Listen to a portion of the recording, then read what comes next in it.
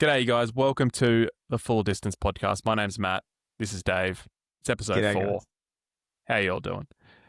Dave, I've got a question for you. I actually heard this on another pod. I want to kick this off with just something completely left field. Here we go. Well, I heard this morning. I have been thinking about it for about 3 hours. All right. Hypothetically, you get a 10-year jail sentence.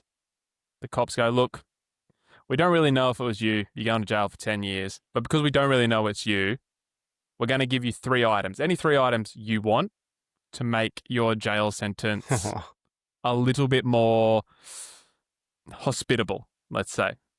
What are the 3 items you're picking? Now, here are some of the things that I heard on this other podcast say.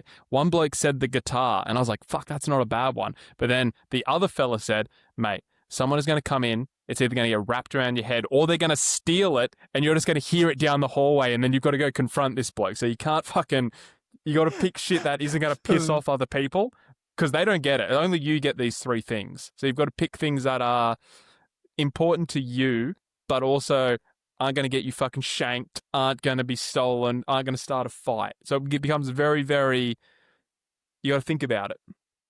Fuck, that's actually hard because I feel like any item I choose, I'd probably get shanked over.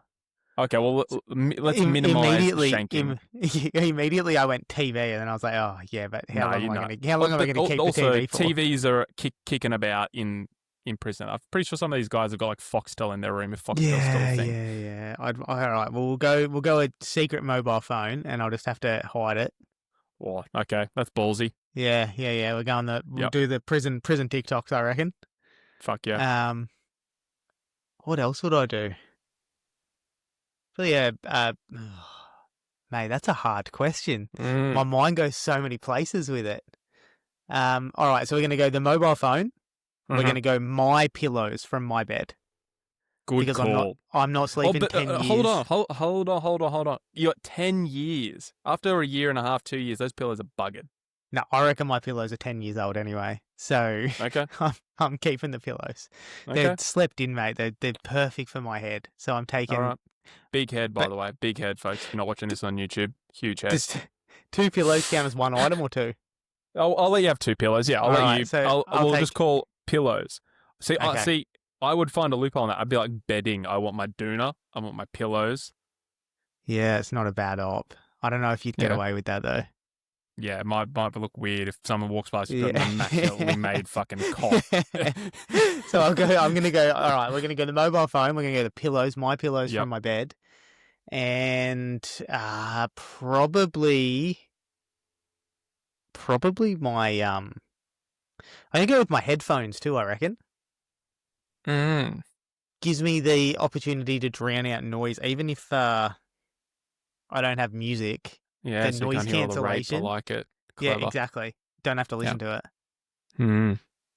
I like that. So that I'm actually surprised I didn't think of headphones, probably because I didn't think of mobile. I was like, what would you connect your headphones to? I went with a notebook with like unlimited paper. So like I was like, can I just continually get my notebook, a new notebook every month or something? Yep. So I could just like write and draw or whatever. Not so a bad I think one. that would be important if you're doing fucking 10 years. You're just going to get those thoughts out. Keep you sane. Yep. Yep. The second I thought was, I was thinking, is there a way I could make content from prison? So I was like, could we get microphones? You need the mobile phone. Oh, no, could we get microphones? Could we do a potty from prison? And then you just interview fucking other prisoners. But then Prison pod. But then I'm like, I don't know how many of these prisoners are going to be like, yeah, man, I fucking killed this dude. Like, can they tell me that? Is that going to affect their sentence? I don't know. It'd be an interesting as fuck pod, but also like could get you stabbed 50-50. Might help them with their sentence though. Might help them with the sentence. It could go both ways. Yeah. Could go both ways. Because it could definitely be used as evidence. And then the pillows is such a great shout. That's a really good one. I'm leaning to the pillows. But I also think headphones is good. I think I would prefer I think I'd prefer pillows because if I'm gonna be there, if you're not getting good sleep, it's just even more fucking miserable, right? Yeah, dude. 10 years is a long time. Imagine being just having what's that? Let's call it. Was it 3,600 shitty sleeps? Yeah. No, Oh, I couldn't do it. I'm not a fan. So I think pillows is a shout. Mate, if we go to a hotel for a night, I usually take my pillows. Yeah, I'm the same. Even if it's like a nice hotel, I'm like taking my pillow. Yeah, I envy people that can just sleep on any pillow anywhere. That would be a dream for me. Weirdly, I have no issue falling asleep. It's staying asleep. If I've got a shit pillow, I can't stay asleep. Agree. Yeah. Yeah, interesting one. I like that. Yeah, I heard it this morning and I thought about all through my run and I was like, huh. Like it's such like you could take it so many different ways. It's so interesting. I'm gonna ask a few people that this week and see. Yeah, I think you'd be surprised on the say. answers. But pillows is an elite shout. I think that's the only one I definitely agree on. Someone said a typewriter, and I was like, but then you just hear. Yeah, that's getting. Someone's gonna get the shits and fucking break that for sure. So then that's why I went to book because like no one cares if you're just writing down. Someone said Kindle, and I was like, Kindle's a good shout, but then you need Wi-Fi to download the books. Yeah, and money. I don't know what the Wi-Fi situation's like. If I want to download Harry Potter, is it going to take me a week and a half with the shit Wi-Fi? I don't know. You don't strike me as a Harry Potter reader. To be fair, I'm not a reader. I'm dyslexic. Yeah. I listen to... okay, second question. Sam, my partner, for people listening, thinks this is super weird. I'm a very auditory learner and visual. So all of the YouTube and podcasts I consume, I listen to on 2 or 2.5 speed, and I can just take it all in. But even like voice notes for coaching, I'll put it on 2.5 speed, process it all, good to go. Sam listens to some of it. She says, I can't even understand what they're saying. Very interesting you bring this up. Maddie and I had the same conversation the other day. So you'd sent me a voice message and it was quite long and I was listening to it and she was like, can you fucking put that on 2 times speed? And I was like, if I put it on 2 times speed, I don't understand what he's saying. Is that just because I talk so fast? No. It's I can't process it. Oh, right. So Maddie can. So 2 times speed to her is like normal talking. Yeah. And anything less than that, people are lagging. Yeah. I just need regular speed audio. I do like 1.5 maybe. But can you process information with reading? Yeah. So yeah, I don't love read. Like it's very rare that I'll sit down and read a book, but I can if I need to. Yeah. So I'd much rather listen to the Harry Potter audiobook or watch the movie, even though from what I'd hear, the movie is not the same, but whatever. But yeah, so interesting. I need to know for my Kindle. I need to know if I can download my books or not. So I couldn't put Kindle in. Yeah, I don't know. Prison's got libraries and shit. Yeah, for sure. Yeah, and you could do like uni and stuff in prison. So I feel like I'd be pretty busy. I don't feel like it'd be that bad. Like if you went to the right, if you went with only 10 years, 10 years is a long time. But like if you're like 3 years and you went to like one of those prisons that got tennis courts and shit, I'd be like, oh, that's not the end one of the world. minimum security. You're just committing a white collar crime, like fraud like tax or fraud, and then you'd be like, sweet, I'm just going to go hang out with a bunch of bankers and play tennis and fucking you get 3 square meals a day, fucking make some shoot connections, some pool, play some connect on the outside, probably walk out for a little bit of money. I think things would be all right. Chances are, if you're going in for a bunch of accounts and stuff, they're all bitches anyway, so you might be the big dog, which would be cool. I'm looking for upsides, okay? I don't want to do 10 years, but I could see myself doing 3 but not being gutted about it. I think over 3, you'd be pretty upset. Imagine all the training you get done. What if they hook them up? Here you go. You go to minimum security. Can I have Zwift? And Zwift in my bike, and can I just do fucking 9-hour brick sessions every day? Imagine trying to get your 30K run in on a treadmill, though. Or just around the yard. You're not doing that around laps the of the yard. Like, bro, I'm in the middle of my tempo session. Fuck off. And also, you wouldn't be able to record it because you can't have a watch. Right? Oh, yeah. See, then if you're thinking about training, I need my Garmin, I need my Zwift, I need fucking a whole different thing. Yeah. It doesn't count if it doesn't go on Strava. So, fucking fair point. It's a whole different set of questions there. So Makes life we're not hard. going to spend too much time on prison. But I do think 3 years minimum security wouldn't be the end of your life. Yeah.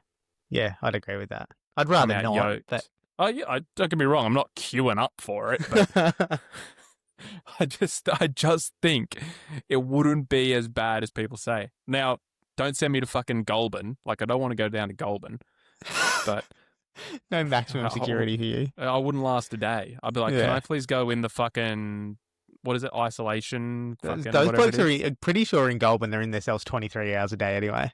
Yeah, I want to be in there 24. I want to be locked up. I want to be fucking by myself and like keep all these fucking crazy pricks away from me. Yeah. You definitely wouldn't be the big dog there. No, not a chance. To be fair, I don't think I want to be the big dog in any of them. I just think there's an opportunity to be the big dog in minimum security. Well, I'll let you go, and you let me know how that goes. I'll suss it out. You Yeah, no can worries, write me a letter with your notepad. Yeah, I will. Perfect. Yeah, Easy sweet. as that. Fuckwit. But don't you reckon, like, if you had to do it, you're like, okay, 3 years minimum, like mandatory military service. You've got to do mandatory jail sentence. Mandatory jail sentence. To let you know how fucking good he's on the Show you what outside. it's- I'm picking like. minimum security somewhere on the northern beaches. Surely there's a prison over there somewhere.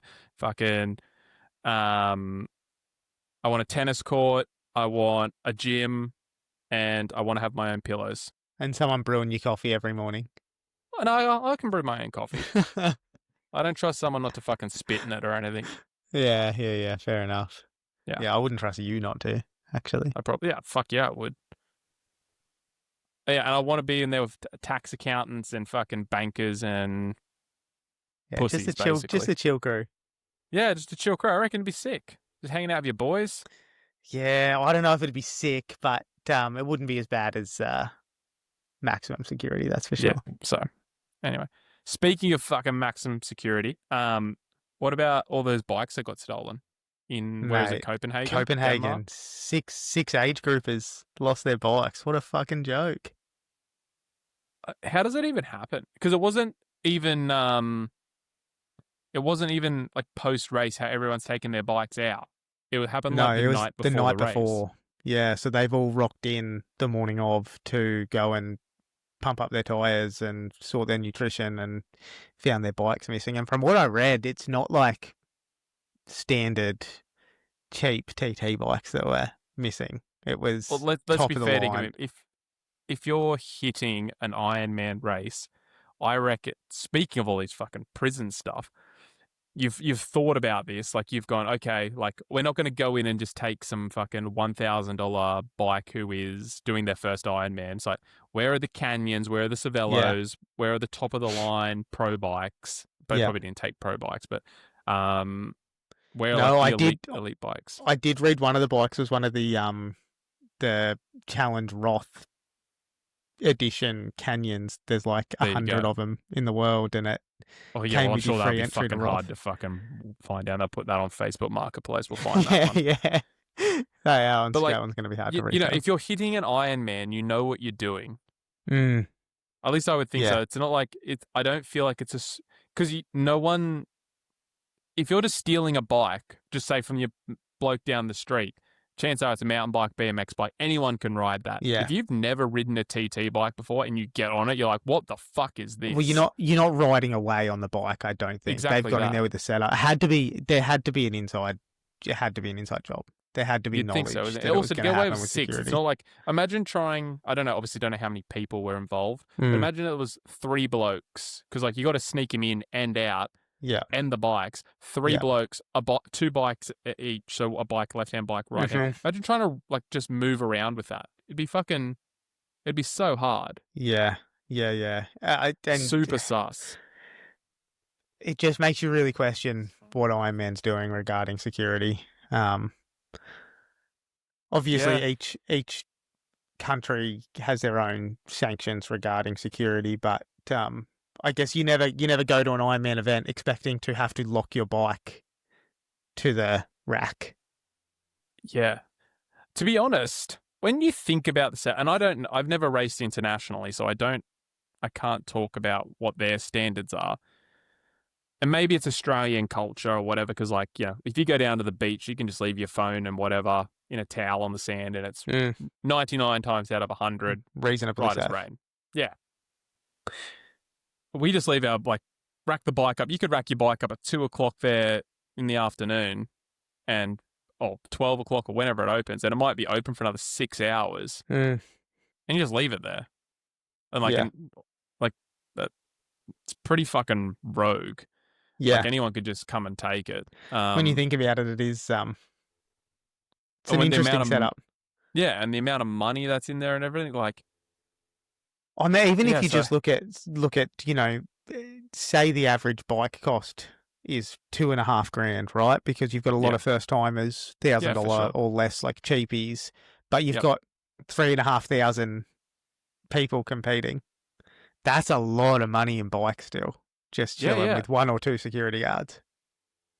Well, that's again, like, how many security guards are there? Because like at Cairns, I reckon there was at least 10, or maybe 10's probably a bit much, 6 to 8 that I distinctly remember sort of looking around and being like, oh, like there's quite a few people here. I'm like, That was during racking, though. I guess the question Yeah, I is, know, I what does don't know that look like? Yeah, what does that look like at night? but You you know, would once- think 1 o'clock in the morning, 2 or 3 blokes standing around. If you would just hear, like, those bikes aren't quiet. Like, as soon as those wheels start moving, they're tit-tit-tit-tit-tit. If they got Yeah. a disc on them, it's even louder. It's like, how do you not? Like, it feels super sus. Like, I don't think I could get a bike out. And I'm just trying to think of, like, the 3 Ironman in Australia. Busso would be super hard because of how high the fences, like, they've got the proper security fences all the way around. Seen that setup. Port, potentially easier because the fences are only waist height. Cairns, there's only one exit and the rest is bush. So like, and it's like that Near thick impossible. mangrove bush that you couldn't like really take bikes through. So I'm like, it'd be really hard to actually get a bike out, let alone 6. Did you see what Ironman did to rectify the situation so that the age Like, groupers give could them a free race? race entry or something. No, they just gave them canyons to use. So Okay. at this point in time, so not fitted, it was just okay, your bikes have gone missing. Here's a canyon. They were lucky that Well, I mean, that's Canyon better were on than what I site. thought it was going to be. Canyon were on site and had bikes that they Yeah. could use, which is great. But I mean, you do feel for the guys still because they're riding a bike they've never ridden before. They might have had 30 minutes on it before the start of the race. Yeah, for sure. For sure. Just like disaster in terms of if those athletes were competitive. Yeah. But I was expecting Ironman to be like, oh, well. Yeah, too bad. Yeah, I feel like in Australia that would potentially be the outcome. Yeah, so do I. Like, well, like, we don't have, like, the only reason Canyon was at Copenhagen is because Canyon's from Germany. So, like, we don't have a bike there's no bike manufacturer just sitting on site. Yep. So, yeah, I feel like they're just like, oh, sorry. Yeah. It was really interesting though. I went and had a look into it to see how frequently this happens. And Klagenfurt is the worst for it historically. Is that the Copenhagen race? No, that's Austria. Oh, okay. So they have several bikes go missing every year. Really? Every year? Yeah, every year several bikes go missing. And Ironman, reading through, I couldn't find anything official on this, but reading through the comments from people that have said, like, this happened to me, or I was one of the people that had their bike stolen at Copenhagen, Ironman are not offering straight up any money to rectify the situation. They didn't do, future race entries or anything like that. It was, send us a receipt for what you've paid for your bike and we'll work out a way to compensate you. Fucking hell. Like, let me play devil's advocate. I'll play the Ironman side. You can play the athlete side. Ironman have to be like, okay, we fucked up for sure. Like, our security did not cover it. So then is Ironman, and I'm sure Ironman have got fucking all the insurance. Yeah. So is Ironman saying that and then going, we're actually going to get the security company to pay for it, and like that's a fucking really lengthy process? And are we trying to limit people being like, well, I had a fucking limited edition Jan Frodeno Canyon, it cost Yeah. $90,000, and they really had Yeah. that $1,000 secondhand bike, right? Yeah. Yeah. So I get it from the, hey, send a receipt, like we need to work it out. Yeah. But also, like, it's a shit setup that you've got to take your. I get it from the amount of Yeah. people. I understand the logistics side of it. It's a shit setup. You've got to take your bike in essentially 18 hours before and just leave it there. Yeah. Like, so I'm like, well, that's Ironman's protocol. That's Ironman's procedure. We all adhere to that. So if it fucks up, it's on Ironman. So I'm just like, how do you work that out? Yeah. Well, one of the blokes said his bike was stolen in Klagenfurt, and he sent all of his receipts through a lawyer because he couldn't get anything directly out of Ironman initially. Good call. Sent everything through a lawyer, and then Ironman refunded him 80% of the value of the receipts that he submitted. 80%. Yeah. Without context, like it could be a 5-year-old bike. We don't know. Yeah. So I presume there was Ironman Valued it or whatever. with some depreciation for the year, how old it was or whatever. But yeah, I just thought that was an interesting way for them to rectify the situation. Well, I mean, if we're being fair dinkum, getting any money out of Ironman has been historically difficult for a number of different reasons. Yeah. And they're not afraid of taking a penny. Yeah. And not reinvesting it. Like, if you actually look at the history of that brand, until T100 came along, like, the pros made fucking Buckleys. Like, the only reason that Pro Series started and they put real money up was because T100 started. They were forced to, right? So Ironman love to hold on to a dollar. And I get it, right? It's business. Like, they're a multi-billion-dollar company, or at least $100 million company. You don't get to that size and level and be able to put on the events you do without being shrewd operators. Yeah. But also, you are a fucking potentially billion-dollar company. Like, if someone's $10,000, $15,000, $20,000, even what's like a really expensive canyon, like $20,000, $25,000, somewhere in that window. If that goes missing, just put up the cash. Like, fuck me. Yeah. Yeah. It shouldn't be. I'm actually not as mad about the 80% because we don't know how old the bike is. If the bike's fucking a year, even if the bike's a year old, you're probably going to lose somewhere between 10 and 20% on it. Yeah. So it's probably not the end of the world, but just the fact that, like, you should just pay him, like, fair income. Yeah. Because you're probably never going to do an Ironman again now. You're probably either go do challenge or whatever instead. Yeah. I don't think I would ever rack my bike at an Ironman again if that was the case. Yeah. Yeah, I don't even know how I don't even know how you'd process it. You'd just be like, and how long did that take? Like, what if you don't get cash for a year out of Ironman? Because like you said, he's probably tried however many times, then got a lawyer, drafted all that up, 6, 7, 9 months, a year. After a year of no training, are you going to be like, do you know what I really want to do? Fucking start training for an Ironman again. Yeah. Yeah. And you've also had to pay a lawyer. You've also only gotten 80% of the value of your bike. I don't know. It's a tough one. Tough one. Mate, you just touched on T100 and the money that they're bringing into the sport. Have you seen their 2025 pro triathlon payout so far? Have you seen the rankings? No, haven't been watching. So, number 1, Hayden Wild, all in USD, 71K he's made so far this season. So what? Just call that $100,000 Australian. Yeah. And then second place, Christian Blumenfeld, 63,500 USD. Right. So, not bad. I mean, realistically, how many T100 races are left? 2 or 3? Yeah.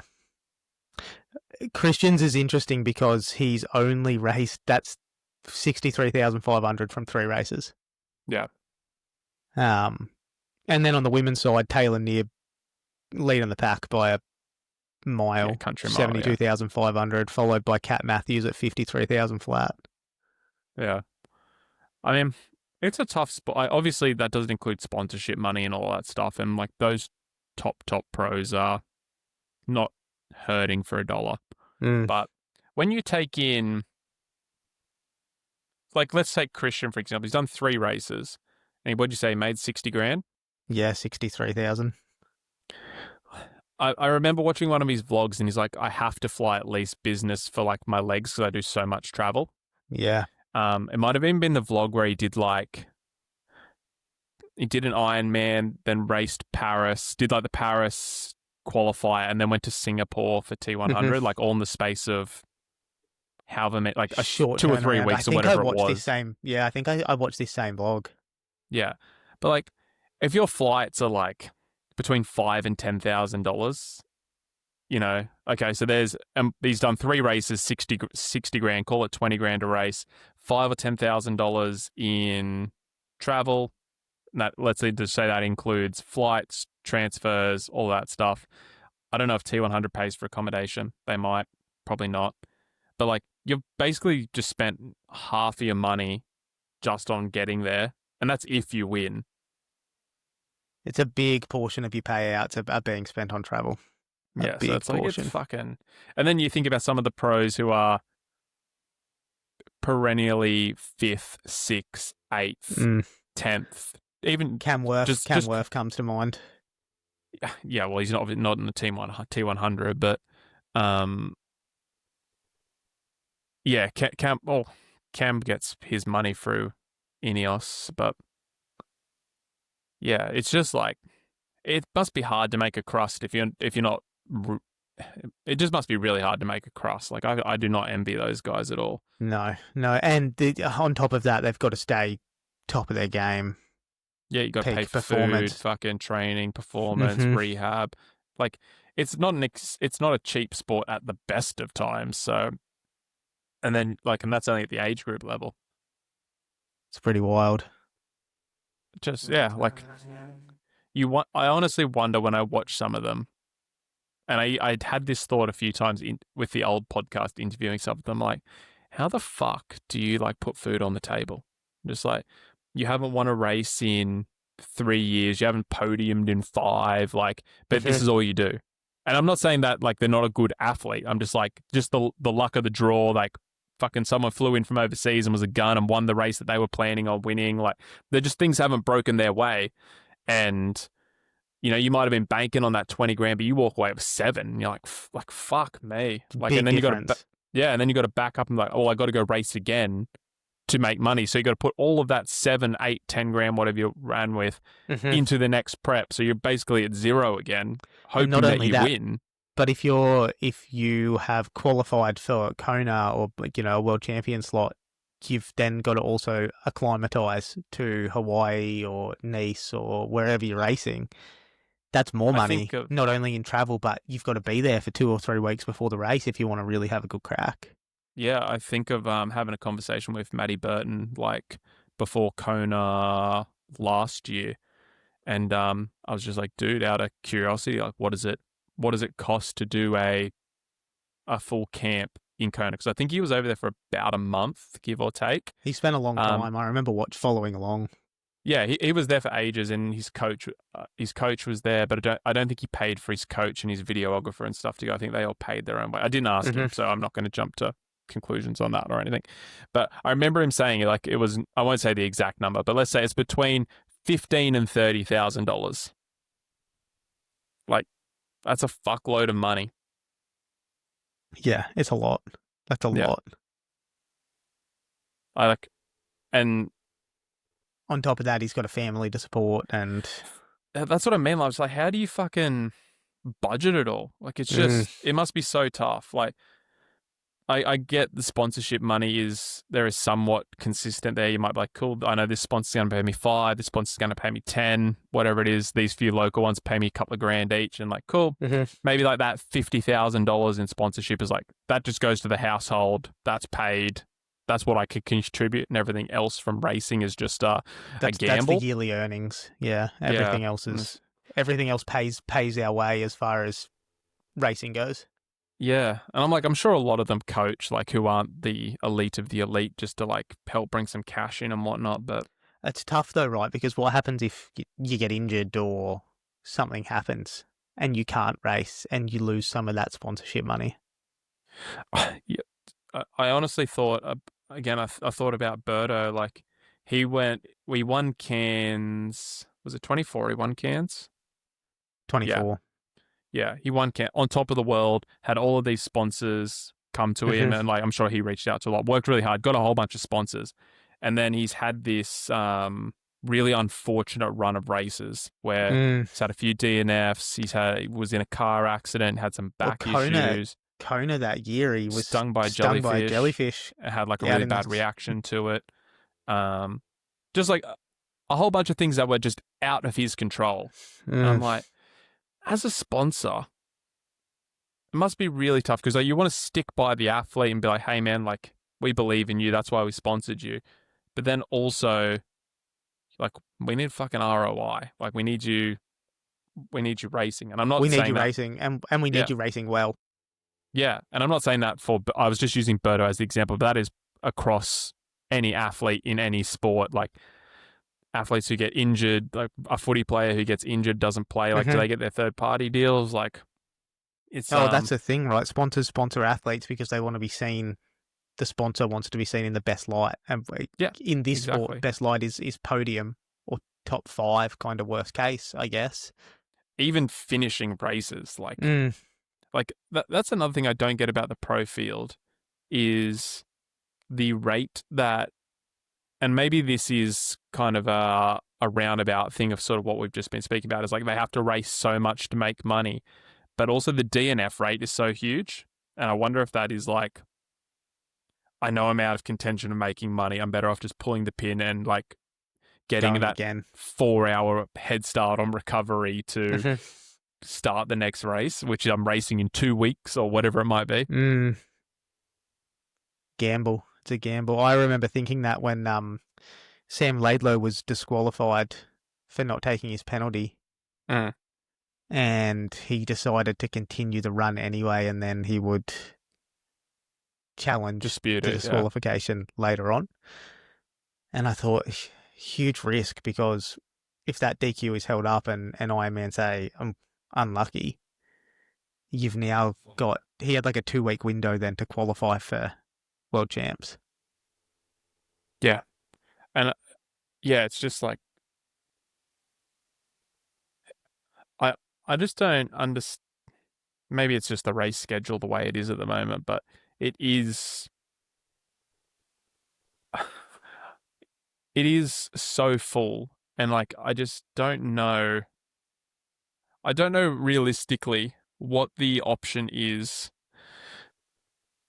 Like, I think the athletes who are doing T100 and Ironman aren't performing well.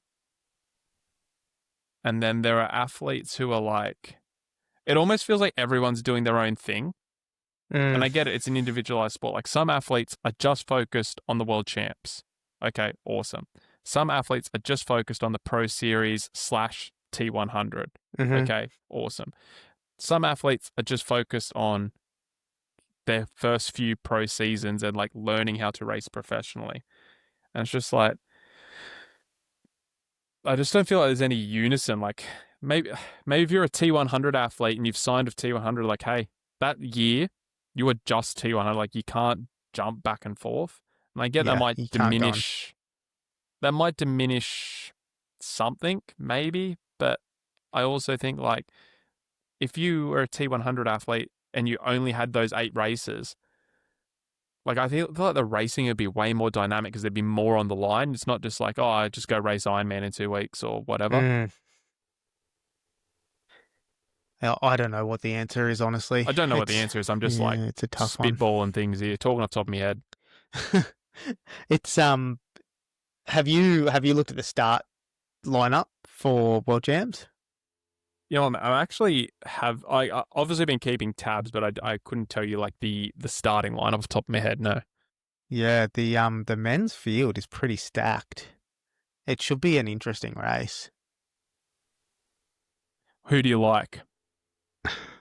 I like Laidlow. Interesting. I think we're going to see a resurgence of I think it's going to be redemption for him. I just that challenge Roth performance really threw me because like the way he spoke about it leading in, he was like, as long as I finish, I'm happy. But he won. Mm. He He won did win. by a He won. considerable margin as well. Yeah. And I'm just like, did he just happen to get lightning in a bottle, or has he just been fucking with us? I'm sure he's been crook, I but had the like, same you know what I mean? question. Like, just not letting on. I had the same question. Maddie and I spoke about this actually. I was questioning the same thing based on his latest YouTube video as like the debrief of Roth and how he was feeling beforehand, saying he was sitting at around 70% of where he thought he should be or needed to be to win, and then he went out there and put on that performance. Yeah, it just doesn't I make don't sense. know, taking the But piss maybe, or not letting on how good he's actually feeling. maybe. But then I look at like, do you know who I really like as a sleeper is Gustav. Yeah, Yeah, Gustav. he's my dark horse. A favorite too. A favorite too amongst, like, from a personality Oh, perspective. yeah. You don't meet many people saying he's a fuckwit. No, no, not at all. No, so I like Gustav, but yeah, I don't know. The Nice course is just well, we've only had one male world championship there, so it's like you haven't Mm. really got a vibe of. I think Laidlow won it because it was in his backyard. Like he Mm-hmm. was so Used to familiar with the training there. training there. He knew the climbs, he knew the descents. He's already a gun cyclist, which just made it Mm-hmm. better. Obviously he's a good swimmer, so he could get out the front early. And then like he ran really well, but like he didn't Patrick Lang it. Like he didn't fucking set it on fire. So I'm like, he's a good shout. And then you like look at, I don't know if like a Magnus Ditlev is too big for Nice, like too heavy on the climbs. Like he's Given the phenomenal climbs. cyclist, but like is that just does the hill kind of the climbs kind of balance it out? Mm. I think he'll struggle a little bit on the climbs. I don't I'm remember I'm I'm really pretty sure he rode well last year. I'm I really mean, hoping. 2 years ago. I actually don't remember, but I do. I'm really hoping Cam has a good cycle, good ride, and gets off the bike feeling fresh. Cam Worth, I know you're an avid fan of the Full I Distance am a podcast fan. and you are listening. We appreciate that from Girona, where I'm sure you are. You are the most. So I actually put this out with the old podcast. Cam Worth was the person I wanted to interview most in the world. I think he's one of the most fascinating athletes on the planet. Just humans. I think his Rich Roll episodes are just so interesting to me. So I'm a massive Cam Worth fanboy. Like he's fucking up there for me. You are the most frustrating athlete to support because you are a pro cyclist and somehow every year I watch you train him like he's fucking on. Like is he 40 yet? Is he early 40s? I think He's he might be late 30. 41. He's I think he's late 30s. Oh no, I, maybe he's cracked over the 40s. I'm going to quickly Google this. How old is Cam Worth? Sorry, Worthy. I know you're a listener. Tell me everything but his fucking age. Awesome. He's 42. He's 42. 42. Yeah. Yeah. So you're Just turned 42. still getting better at 42. And every year I'm like, fuck, dude, he is so good. He's fucking on. And then just something always doesn't quite go right. Or someone just has this freak performance. And you're just like, fuck. Like, last year I was so invested in him getting a podium spot at Kona. I was like, he's going He to had fucking the do it. best run too. His Far run, out. He he's been doing that smoked work the with run. Nike, and he's just like, oh, like, fuck me. Like, I'm just like, he's going to fucking do it. He's I going to run know it. himself into contention. Yeah, that's legit what I was waiting for. I'm like, oh, he held back a bit on the bike. He rode with Trevor Foley, and I was like, oh, that's perfect. Him and Trevor Foley are going to run this thing down. Obviously, Trevor had his crash, but then I was like, Cam's going to run it, and he ran so well, but just didn't have the legs to do it. And I was like, fuck, I would love if Cam Worth won Kona or just won a world championship. He could win Nice, but obviously he's only got this year to do that. I'd be so happy, but like, it's just. Fuck me, Cam. Come on the podcast, talk to us about it because, yeah. Debrief after World Champs. Like, if you need some coaching, hit up the Performance Project. We'll get you sorted. We'll get you sorted. We'll get you sorted, mate. We'll stop World all Champ this. win locked up. Mate, just fucking stop the betting now, honestly. Who have you got? What do you think? Top 5? Top 5. Nah, give me podium. Give me podium. I think the Norwegians. I really like Gustav to win. I think Gustav gets off the bike. I'm going to say 3 minutes down, and I think he runs it home. Something like that. He's got a strong run too. Yeah, and I think he's if you look at Laidlow as this smaller bloke but big power. Christian, bigger, heavier, stocky bloke, also like great cyclist. Gustav's kind of in the middle. Like, he's not as small as Laidlow, but he's not as big as Christian. But he can ride with. I think he could ride with both of them. Good build for that course. Sorry. Good build for that course. Good build for that course. He's been doing a lot of work out in Nice. Like, they're doing a training camp on the course. So I like both the Norwegians, Christian, and I feel like Christian's a bit of a cop-out answer just because he's so dominant. So actually, I'm not gonna. I'll leave Christian out just because I feel like that is a cop-out answer. So I am gonna go Laidlow, Gustav, and who's a sleeper? Who's on your podium? Give me your 1 and 2. Doesn't have to be Laidlow. In order, but just Laidlow. I think Laidlow and Patrick Lang. Oh, Patrick Lang's a shout. See, I don't know if Lang has the bike to do it. So, and I'd love to see Nick Thompson get on the podium. Oh, but I don't think it's going to happen. But I would love to see him get on the podium. He's such a good dude. Nick Thompson or Jamie Riddle, but I don't think Jamie's experienced enough at Ironman yet. And that's fucking. I mean, who am I to say that? But like, just based on his couple of his performances, like I shared the course of him in Cairns and obviously watched his recap and everything. Just based on what he's told me, I think next year all fucking might run away with it, like if he wanted to. But Nick Thompson's a fucking shout. Oh, I'd love to see Nick on the fucking podium. But I know I just sort of said I'm not sure if it'll. This is my caveat. If Magnus is able to climb the hill, like, and his weight not affect him, I think Magnus could like pinch a podium spot. So I'm going to go Laidlow, Gustav, Magnus, with an honourable mention to Christian, who could just drop the whole field by 5 minutes if he potentially could want to. Christian just cooks the field, just wins. He could wins fucking by run 8+ minutes. 2:27 or something, right, and just beat everyone by 5 minutes. But he's got that sort of performance thing in him, but he's also got a blow up in him. Yeah, he's also got a DNF. In him. Yeah, so I don't know if he'd DNF a world champs though. I don't know if he chucked the toys out of the pram. Yeah, I don't think he would. I really think they try to do everything they can not to at World Champs because there's so much media attention around the race. Yeah, for sure. Look at Sam Laidlow last year. Yeah, bro battled through the worst of it to finish. Yeah, exactly. I think for those races you just gotta, unless you physically like cannot go on, you gotta work it out. Which is tough, but it is what it is. It'll be an interesting one. What do you Yes. what are your thoughts on the new qualifying? Yeah, I was just going to say that because we haven't spoke about that yet.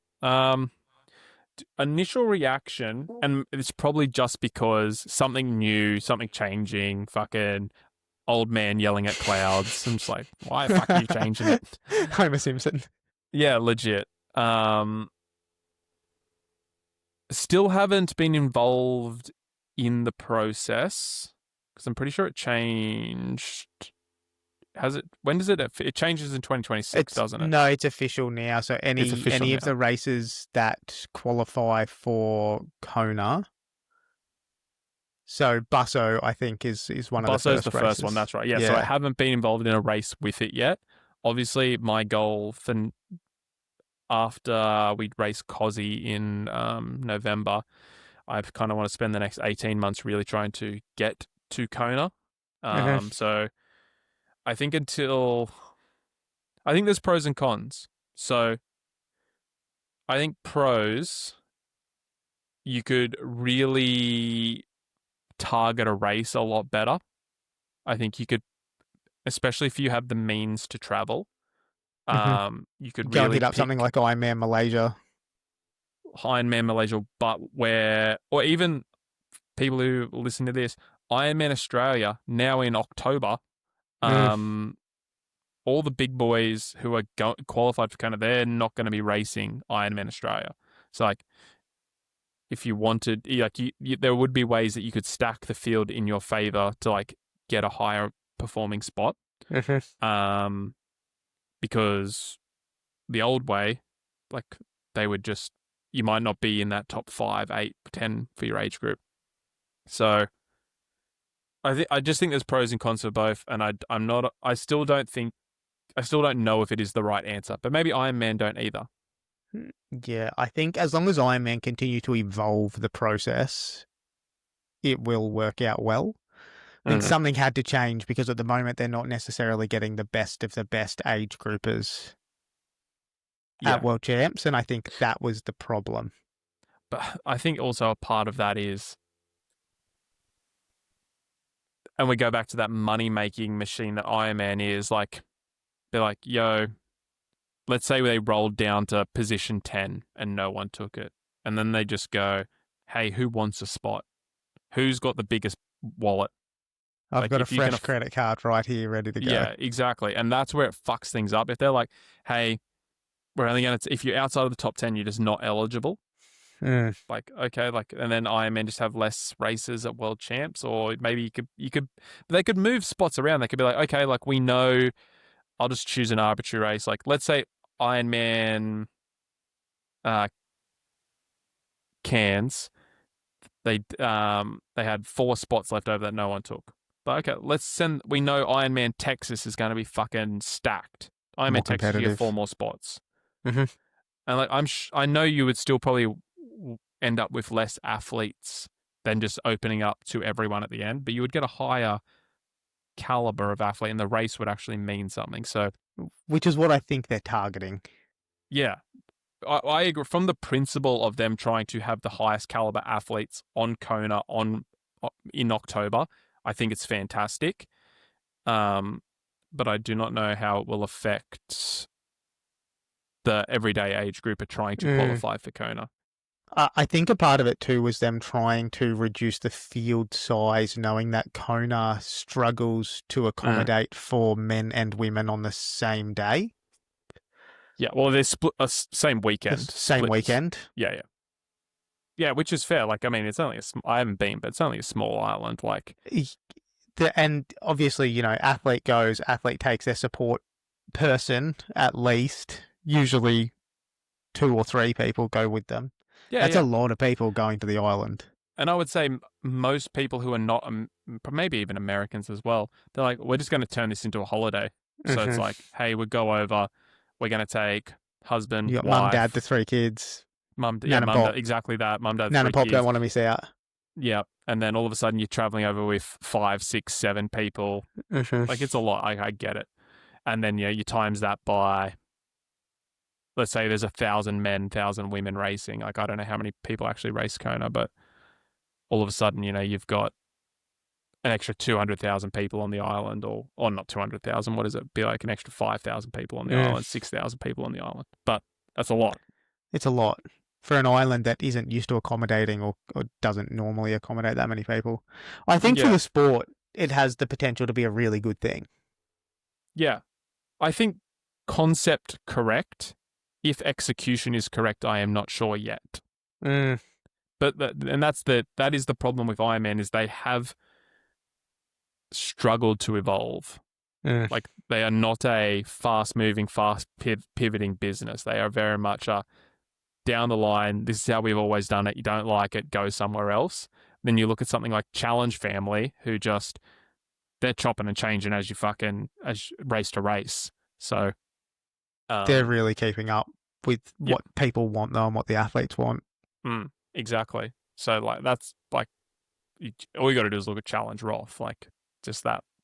Even Challenge Korea was on the weekend, and that was like, that was just a way better product to.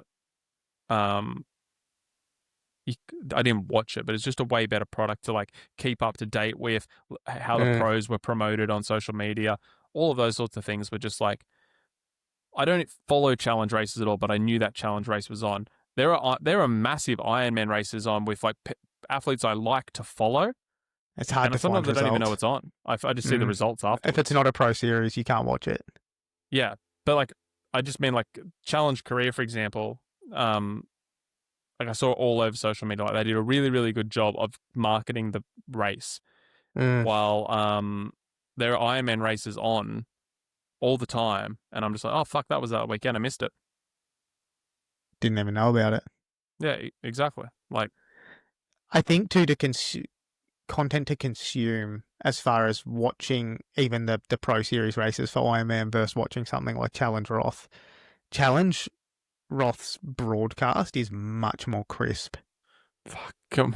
I think this will be a whole episode in itself. Is the Ironman and T100, to be fair, but their broadcasting is so appalling. It is so bad. For someone who works, or we used to work in broadcasting, work with Wild World of Sports and Channel 9 and Fox Sports, it's so appalling. It is so for the size of company they are, that they have not got a better solution to commentary, broadcasting, TV angles, motorcade, all of these things is just, and the advertising is a fucking joke. Like, you can't even watch a full distance Ironman because you're just like, oh, I guess I've just more ads than Ironman. All I talk about is Hoka and Nirvana now. Like, that's it. Like, there's also been a lot of ads for cars and the AG1 greens powder. Yeah, it's just whatever they advertise, they just fucking advertise a lot of it. So much and no of one it. gives a fuck. And it's like, mate, all I want to, like, you can't even give me a good fucking video of what is happening. Like, how can we please split the feed between male and female? Like, I want to know what's happening on both sides. Yeah. And how do we not have, like, especially in the swim, but you know, when you watch horse racing, how at the bottom of the screen they've just got the blue, like, the coloured dots, and they're going back and forth? Bruh. Like, you cannot tell me there is not a solution to that. There has to be. Other sports are doing it in various formats. So how many times we see the commentators get there and be like, I think that's a green cap. It could be Christian, it could be Gustav, or it could be Sam Long. And, like, they don't even know. Like, they got no idea. Those three guys are all wearing a green cap. Could be any one of them. And they do have a hard job. They've got a hard job, the commentators. I know, but, like, you could make it easier. Like, we have technology to do it. This Ironman definitely could make it easier. If there was, like, some multi-billionaire listening, shout out. Come to me. Please invest. Please, we'll start our own Ironman related company, and we will fix it just through broadcasting and marketing. 100%. Any philanthropist who wants to put their money towards triathlon, will solve the problems for you. Maybe we'll be pleasantly surprised for Nice broadcast, and they will have sorted out some of the issues. They fucking haven't. This is what I mean in terms of their inability to adapt. Like, you look at like the NFL, the NBA, and I get it. Like it is not spread over fucking 180 or 200 kilometers. Like, and they've got to have motorbikes and all that sort of shit. But like the way that their broadcasting has evolved has just like it is unrecognizable from just 5 years ago. Absolutely. And I don't think Ironman's broadcasting has changed ever. Well, I don't know if you've seen with the NBA, just like on broadcast changing, but some of the teams are trialing. You use the NBA app on your phone. You point your camera at the court or at a player, and it'll give you their stats for the game. Imagine doing that at an Ironman. That'd be sick. How good would that be? Yeah, like since it's on YouTube, you know how you can have like YouTube Shop and like you can scroll through, especially if you're on on the TV, you can scroll through like they're selling T-shirts or whatever. How could they not just have a list of all the athletes down the bottom? You just scroll through, click it, and be like, oh, where's Sam Long at? Boom. See where they're Sam at. Long's in 17th spot. He is averaging 38 kilometers an hour on the bike, and this is I don't know last 3 performances, whatever. Like, how can we That's not the have? thing too. It's not even like we expect it to be 100% accurate 100% of the time. Just give us enough data to understand where they're at and how they're going. Yeah, even just, hey, he's in 17th and he is moving. Okay, awesome. Like, because if you're not in the top 3 or 5, like you're basically not even in the race. Like, no one gives a fuck about you, which is super frustrating, especially if you're like a supporter of a Nick Thompson, a Matt Burton, a Sam Long, who are not going to get out of the swim at the front. They are, and you might not see him until fucking the end of the bike. Like, yeah, they might not even get a mention. Well, the same thing happened with Cam Worth last year in Kona. Nobody was mentioning him until he started to pick off the top 10. Yeah, exactly. Super frustrating because, like, how is that not a storyline? How can't you be like, mate, there is this pro cyclist who is 42 years old. Like, his story is just, like, from a marketing perspective. Outrageous. Licking your lip sort of stuff. Olympic rower, pro cyclist. Yeah, just smart dude, fucking all the things, right? And then how were they not baking that in to the commentary? Like, that's one thing we always did when we worked with the marketing for Wide World of Sports is like storylines. How do we tell story? People invest in story. Here are all the players. Here is all where they went to school. Here's all how they did this. Here's all like, and you create stories. So when people go, hey, like, we haven't mentioned Cam Worth in 20 minutes. Like, boom, let's talk about Cam. I know you can't switch to a camera to him because you'd need a camera for every single person, but like, you could bring up rather than playing an ad next to the broadcast, you could bring up a clip of Cam, his highlight reel, as you talk through his story. Or like, you could do that while still having the broadcast play live on the split screen next to it. Exactly that. Like, all of these problems, like, they're so easy to solve when you've had someone who's done it. So like, and maybe I see this different to other people because I have been involved in the industry, but like,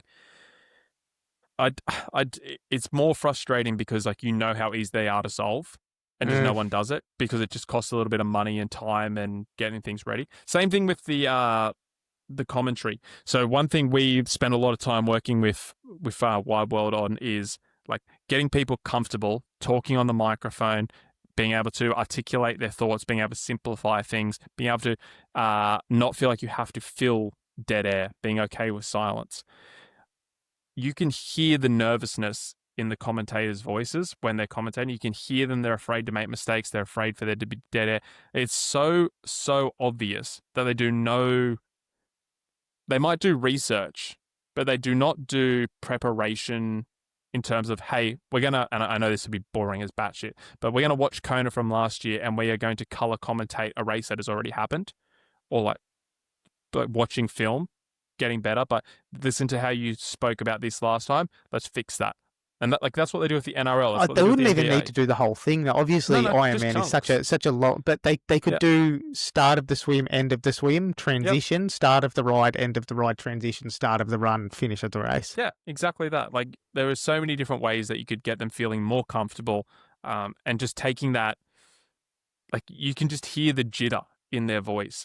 And to get granted towards the end, you can see them start to relax a little bit, but like, that affects the broadcast. That affects the way people perceive it. Like, you wonder why it's not translating to the masses, listen to an NFL commentator.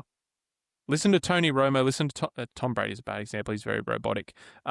Listen to Stephen A. Smith for the NBA. Listen to JJ Redick. Listen to those guys talk about sport, and then listen to the way other people talk about. Listen to the way the Ironman commentators do. Another great example is how Jan and Jack Kelly from Triathlon Hour were talking when they did T100. Well, Jack, I don't know who Jack did T100 last year.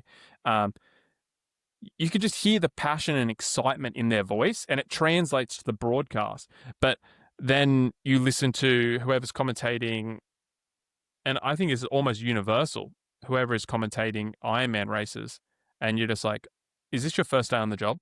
Mm-hmm. Like, it just doesn't come across. Which Thanks is for why listening you to get that things like, in the swim, that could be Nick Yeah. Thompson, that could be Sam Laidlow. Yeah, exactly. It's just like, I just feel like there's so much low-hanging fruit that you could just address so much of this so quickly. I think we're going to be pleasant. I'm gonna say we're going to be pleasantly surprised by the Nice broadcast, and then I think that they will refine it again for the women in Kona. Yeah. I'm not going to hold my breath, but I'm just not like until I'm at the point now with all of triathlon where until I see it, I will not believe it will adapt. Understandable. Given the history of most brands within the triathlon space. Yeah, all of it is just like, we will stay the same until we are forced to change. Like, no one is like willingly adapting, at least in my opinion.